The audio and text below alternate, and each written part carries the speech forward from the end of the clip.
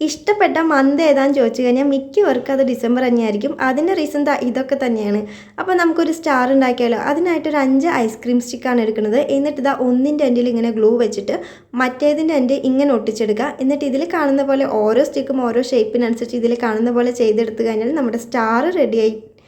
പിന്നെ ഇത് ഇങ്ങനെ തന്നെ നമുക്ക് വേണമെങ്കിൽ യൂസ് ചെയ്യാം. റൂമിൽ വോൾ ഡെക്കറേറ്റ് ചെയ്യാനോ അല്ലെങ്കിൽ ക്രിസ്മസ് ട്രീയിലൊക്കെ ഡെക്കറേറ്റ് ചെയ്യാനായിട്ടൊക്കെ യൂസ് ചെയ്യാം. പിന്നെ എന്തെങ്കിലും പെയിൻ്റൊക്കെ ഉണ്ടെങ്കിൽ അതും വേണമെങ്കിൽ അടിച്ചു കൊടുക്കാം.